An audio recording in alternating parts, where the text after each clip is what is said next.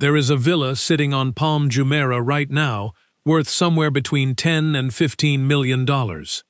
It has a private pool. It has a direct view of the Arabian Gulf. The driveway is paved, the garden is maintained, the furniture inside is still in place. Nobody lives there. Nobody has lived there in years. A few francs over.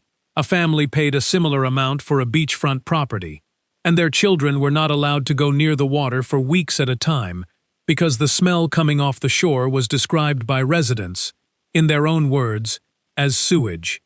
And beneath all of it, beneath the villas, the hotels, the roads, the 80,000 people who call this island home, the ground is moving, slowly, unevenly, and in a direction nobody wanted. This is not a story about a project that failed. Palm Jumeirah has not failed. Prices hit record highs, billions of dollars in transactions close every year. The island is still one of the most recognized pieces of real estate on Earth. But there is a version of this island that never made it into the brochures. A version that the people actually living there encounter every single day. In the traffic that traps them on the island for hours. In the water they were warned not to let their children swim in. In the sand beneath their homes that is doing what sand has always done when you stack millions of tons of it in the middle of the sea. That is the version we are going to talk about today. To understand what Palm Jumeirah became, you have to understand what it was supposed to solve. Dubai, in the late 1990s, was a city running out of time. It had oil, but not as much as people assumed. The reserves were dwindling, and Sheikh Mohammed bin Rashid Al Maktoum, who would formally become the ruler of Dubai, understood what that meant better than almost anyone around him. He had watched other Gulf cities build themselves entirely on oil wealth, and he knew exactly what happened to those cities when the oil ran out. They stagnated. They became footnotes. He needed an economy that could survive without oil. The answer he landed on was tourism and real estate. But there was a problem. Dubai's coastline was not long enough to support the kind of development he was envisioning. More beaches meant more beachfront properties. More beachfront properties meant more tourists and investors. More tourists and investors meant an economy that could outlast the last barrel of crude. So his team proposed building an island. The initial engineering concept was a sun shape. It would produce about 7 kilometers of new coastline. Sheikh Mohammed rejected it immediately and said he wanted 70 kilometers. Not 7. 10 times more. The engineers went back and reworked the design, stretching the arms outward, pulling each one further from the center, until the shape stopped looking like a sun and started resembling a palm tree. A trunk, 17 fronds fanning outward, and a crescent-shaped breakwater wrapping around the entire structure. When they calculated the total new coastline that design would create, it came out to almost exactly 70 kilometers. The ruler had his number. What followed was one of the most ambitious construction operations ever attempted. Nakheel Properties, a government-owned developer and subsidiary of Dubai World, was handed the project. 2 Dutch marine dredging companies, Jan de Nul and Van Oord, were brought in with GPS-guided dredging equipment so precise it could place sand within millimeters of its target, with coordinates locked to satellites orbiting 676 kilometers above the Earth. The numbers from those early planning sessions were the kind you have to read twice. 94 million cubic meters of sand dredged from the Persian Gulf floor and pumped into position through massive pipes. 7 million tons of rock quarried from the Hajar Mountains inland and transported to the coast by road. An 11.5-kilometer crescent-shaped breakwater built from individual rocks weighing up to 6 tons each. And every single one of those rocks was placed by crane, confirmed by a diver on the seabed, and assigned its own GPS coordinate. The entire foundation was laid without a single piece of steel or concrete. Just rock, compressed sand, and an extraordinary level of precision management. Construction began in June 2001. The land reclamation phase was complete by 2003. By 2006, the first residential homes were being handed to owners. By late 2007, 75% of all properties had transferred. By the end of 2009, there were 28 hotels on the Crescent, 8,000 homes on the Franz and Trunk, and approximately 80,000 people calling this man-made island their address. The Atlantis Hotel, a $1.5 billion resort anchoring the very tip of the Palm, opened in November 2008. Its launch party was one of the most expensive private events ever staged. Fireworks were visible from across the entire emirate. David Beckham bought a property. Michael Schumacher bought one. Units were selling off-plan before construction finished, and buyers were flipping those contracts in a single afternoon for six-figure profits. The global press covered every phase, every celebrity purchase, every record sale. From the air, it looked exactly like what it was supposed to be. The eighth wonder of the modern world, built in 7 years from nothing but sand and a decision. Here is something the promotional material never explained about this project. Sand moves. When you pile 94 million cubic meters of sand into the sea and build heavy structures on top of it, the material underneath doesn't just sit there permanently fixed. It compresses under the load. It shifts laterally. It finds paths of least resistance, and quite often, those paths lead downward. The engineers on this project knew that going in. To counter it, they used a technique called vibrocompaction. Large machines were driven into the sand fill and vibrated at high frequency to pack the particles as densely as possible before construction began. The theory behind it is sound. It has been used successfully on other land reclamation projects around the world. But there is a meaningful difference between theory and what actually happens when you are working with 94 million cubic meters of loose seabed material at a scale that had never been attempted before. No textbook covers that. No simulation can replicate it. No controlled environment can fully predict how the ocean floor behaves when you stack that kind of weight on top of it. In 2009, just 3 years after the first homes were handed over to owners, a European ground survey company called Fugro NPA published findings from satellite data that showed Palm Jumeirah was settling at an average rate of approximately 5 millimeters per year. Their project manager confirmed the readings. Multiple locations on the island were measurably moving downward. Nakheel pushed back on the conclusions. The satellites used had a measurement resolution far larger than the alleged annual movement, which made precise readings genuinely difficult to verify. And they had a fair point. There is an important technical distinction between expected post-construction settling, which is normal in any reclaimed land project, and structural sinking, which is a different and far more serious problem. But here is the detail that nobody disputed, and the one that actually matters most from an engineering standpoint. The settlement was not uniform. Different fronds, different sections of the island, were compressing at different rates. And differential settlement, when the ground beneath a structure moves unevenly, creates cascading consequences that go far beyond whatever the average measurement says. When the ground moves at different rates in different places, foundations develop stress fractures. Drainage systems designed for a flat and stable surface begin to fail because the gradients they depend on have shifted. Roads develop warps that are subtle enough to miss with the naked eye, but unmistakable to anyone measuring them. Walls begin to lean in directions they were never intended to lean. And in some documented cases on the outer fronds, individual villas settled by more than 30 centimeters, a full foot, within the first decade of construction. Think about what 30 centimeters means for a beachfront property. You paid $15 million for a home with a sea view. The home is still standing. The view is still technically there. But the waterline is now a foot closer to your living room than it was on the day you received the keys.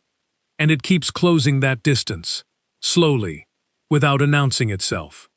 Now add a second problem on top of that. Global sea levels are rising. NASA satellite data shows measurable sea level rise happening every year across the planet. When you combine an island that is gradually settling downward with a sea that is gradually rising, you are no longer dealing with one problem. You are dealing with two problems moving in the same direction simultaneously. The math that comes out of those two trends combined becomes uncomfortable when you project it forward even a few decades. Not in some distant scenario that feels abstract. Within the lifespan of the mortgages currently being taken out on properties on the Palm right now, in 2026. Dubai is aware of this. The government has invested heavily, every single year, in monitoring systems, drainage upgrades, coastal reinforcement work, and ongoing geological surveys. The infrastructure running behind the scenes beneath this island is vast and expensive, and almost entirely invisible to the people living above it. But investment in maintenance is not the same thing as a solution. Maintenance is how you keep a problem manageable. It is not how you make the problem go away. And the sea has been reshaping coastlines for longer than recorded human history. It does not respond to engineering reports or press releases. The Persian Gulf has patterns, currents, a particular way of moving water and sediment across its floor that developed over thousands of years. Those patterns shaped the natural coastline of what is now Dubai.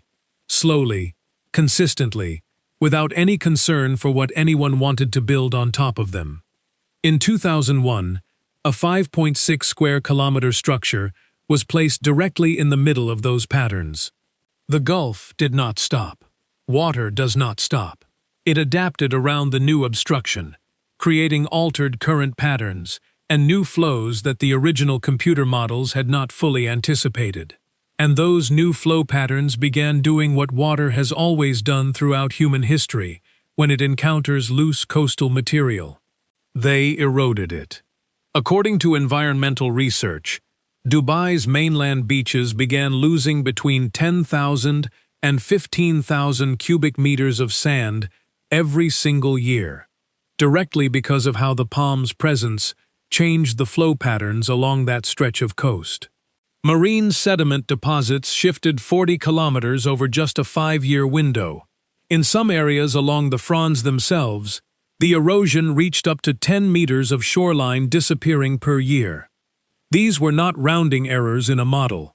These were documented, measured, ongoing losses that showed up clearly in satellite imagery and required continuous, expensive intervention to address.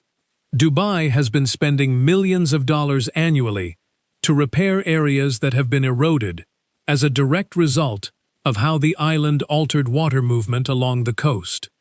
But the erosion problem, serious as it was, got compounded by something that the designers did not fully anticipate when they drew the crescent-shaped breakwater around the island's perimeter. That 11.5-kilometer wall of rock was built to protect the Palm from open Gulf waves and the seasonal Shamal winds that sweep in from the north. As a wave shield, it worked. What it also did, unintentionally, was create a semi-enclosed bay. Healthy coastal environments depend on tidal flushing, the natural movement of seawater, in and out with the tides, that keeps the water oxygenated, carries waste out to sea, and prevents heat and nutrients from building up to dangerous levels. The computer models predicted this flushing would happen as designed. In practice, the water that entered the enclosed areas between the fronds had nowhere easy to exit, so it stayed. It circulated weakly, and in one of the hottest regions on the planet, stagnant warm water with trapped nutrients does a predictable thing. Algae blooms became a recurring problem along specific fronds. Residents living on fronds C and D, where homes were valued at up to AED 12 million, reported for weeks at a time that the water smelled like sewage. This was not an occasional bad week.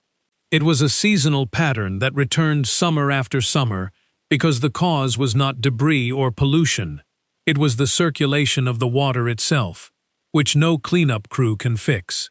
Nikhil confirmed the algae was present and said it was a common phenomenon in summer, when warmer waters and increased sunlight created ideal conditions for growth. They deployed a dedicated team to remove it from the shoreline. But the team came back the next summer, and the summer after that. Because you can remove algae. You cannot fix the reason it keeps appearing without fundamentally redesigning the water flow around the island. One resident said, "When you pay a lot of money for a property on the Palm, you want problems like this to be sorted out. You want them to be able to use the pool or the beach. But neither was possible because of the smell." That was not a resident in a starter apartment complaining about a minor inconvenience. That was someone who paid millions of dirhams for a property that was marketed specifically around the idea of waterfront living, and they could not take their family to the beach. The marine ecosystem below the surface paid an even quieter price for all of this. During construction, 1.2 square kilometers of coral reef was destroyed by dredging operations. Oyster beds were buried under sand and rock. Fish species that once populated those waters largely abandoned the area, disrupting food chains that had existed for centuries. Developers created artificial coral structures on the seabed to try to compensate. Marine biologists assessed the results, and the conclusions were not encouraging. There are serious doubts about whether the species that left the area will ever return in any meaningful way within a human time frame. None of this information appeared in the sales documentation.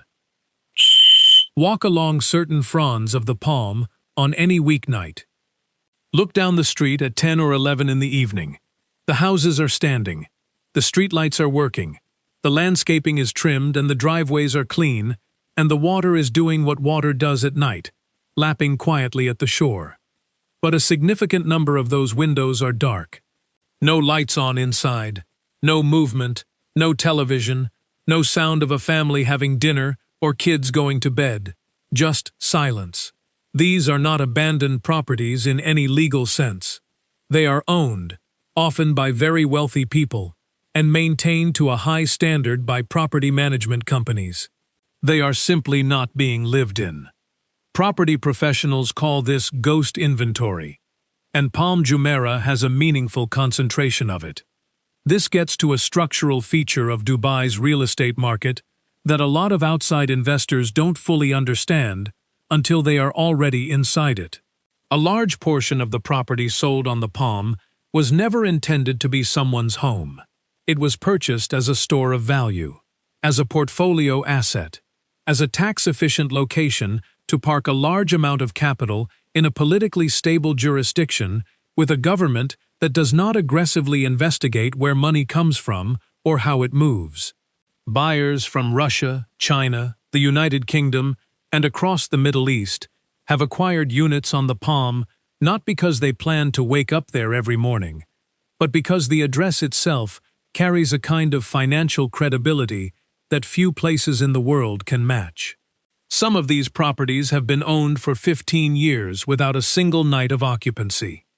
The owner might visit once a year, look at the market data, stay in a nearby hotel, and fly home. The villa sits there in the interim, fully furnished, immaculate, and completely empty. The transaction numbers look extraordinary. In 2025, a signature villa sold for AED 161 million at AED 14,679 per square foot, the second highest price per square foot recorded anywhere in Dubai's property market that year. A land plot on a frond tip sold for AED 365 million, the highest land transaction recorded on the Palm in 2025. Prices in the first 5 months of 2025 surged by nearly 19%. Villas purchased near the 2020 low have undocumented resales traded at 200% or more above their original purchase price by early 2026. These are the numbers that go into investment reports. They get cited at conferences as evidence that the Palm is healthy and growing, and in a narrow financial sense, they are accurate. But high sale prices do not tell you anything about how occupied the island actually is. They tell you that wealthy people are moving money. The gap between transaction volume and genuine occupancy is significant, and it matters in ways that go beyond economics. A neighborhood does not function on valuations. It functions on presence. Shops need customers. Streets need foot traffic. A community needs people who are there. For the families who do live on the Palm full-time, and there are many, a separate set of issues shows up that is never mentioned in the marketing. The entire island has one road connecting it to the Dubai mainland, and one monorail. One road. That means one accident, one event, one particularly bad morning on the trunk road, and the Palm becomes effectively a closed system. Residents have described sitting in traffic for hours, with no alternative route, no way around the blockage, just waiting on an island until it clears. Groceries cost more there. Schools and hospitals are on the mainland, which means fighting through that single access point every day. The island was designed as a luxury resort destination and then handed to full-time families who discovered, often only after moving in, that resort design and residential design are not the same thing and do not serve the same needs.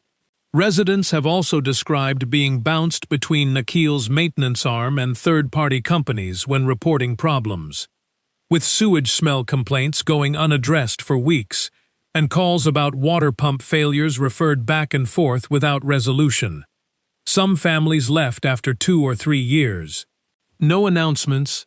They just moved back to the mainland, put the property back on the market, and went on with their lives. The island that was sold as a destination turned out, for a meaningful number of people, to be a place they could not actually build a life in. There is an irony buried at the center of the entire Palm Jumeirah story that does not get discussed enough. The palm tree shape, the single most famous, most photographed, most instantly recognizable element of the entire project, is also the primary source of its worst ongoing structural and environmental problems. The design choice that made this island a global icon is the same design choice that made it compromised at the level where people actually live. The 17 fronds of the palm create a series of semi-enclosed channels between them. Water flows into those channels, but does not flush back out with the force or frequency that a healthy coastal environment requires.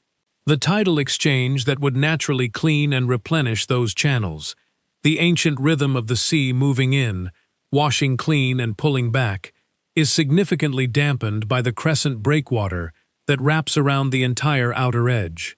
The same wall that was built to protect the island from Gulf storms also cut the island's inner water channels off from the natural circulation they needed. The shape that looked extraordinary from 35,000 feet is the shape that caused the water quality problems at sea level. They are not separate issues. They are the same issue, one visible from a satellite image and one experienced by a family standing on their beach, unable to let their children swim. The engineers optimized for the aerial photograph, and then they spent the following 2 decades and hundreds of millions of dollars in ongoing maintenance, trying to manage the consequences at ground level. That observation extends beyond this one island. When you design something primarily for how it appears from the outside, you are making a choice, a deliberate trade-off between image and infrastructure. That trade-off always has a cost. The question is always who ends up paying it. In the case of Palm Jumeirah, the people who paid for it were often not the ones who made the decision. They were the residents who moved in, expecting the rendering, and found themselves living inside the reality behind it. Palm Jumeirah in 2026 is not a failed project. Say that clearly, because it is true. Atlantis the Royal, which opened in early 2023, is one of the most successful ultra-luxury hospitality openings in recent global memory. New ultra-luxury developments are actively under construction along the crescent. Property values rose 13.8% year-on-year in early 2025. Palm Jumeirah villas appreciated more than 200% from the pandemic-era low to early 2026. The island generates enormous tourism revenue and remains one of the most globally recognized addresses in the world. The money still moves, the cranes are still up, and by every financial metric, the island continues to deliver. But the Palm as it exists in the global imagination, the perfect paradise island, where wealth solves every problem, where the water is always clean and the sand is always stable, and waking up there every morning means you have arrived at something most people will only ever see in a video. That version was always a rendering. A computer-generated image produced before the first grain of sand was moved. The actual island is a place where the waterline is closer to some living rooms than it used to be, where the seasonal smell from the frond channels is something residents plan around every summer, where a single road, in and out, is still the only road in and out, more than 20 years after the first resident moved in, where some families quietly made the decision that the dream did not match the daily reality, and left. The sand beneath those $15 million homes is still sand, subject to the same physics, the same pressures, the same patient negotiation with the sea that has been playing out on every coastline in the world since long before anyone thought to dredge one into the shape of a tree. Dubai is already building new island projects right now, projects that make the Palm look modest by comparison. The world will watch again. The drone footage, the record sales, the celebrity endorsements, with the same mix of awe that it brought in 2001. The question that none of that footage will answer is the one that always matters. What does it actually feel like to live there, once the camera stops and the lights in half the windows on the street are off, and the sea keeps doing what the sea has always done? That is the question worth asking before the sand goes in. If this gave you a different way of looking at what gets sold versus what gets delivered, share it with someone who should see it.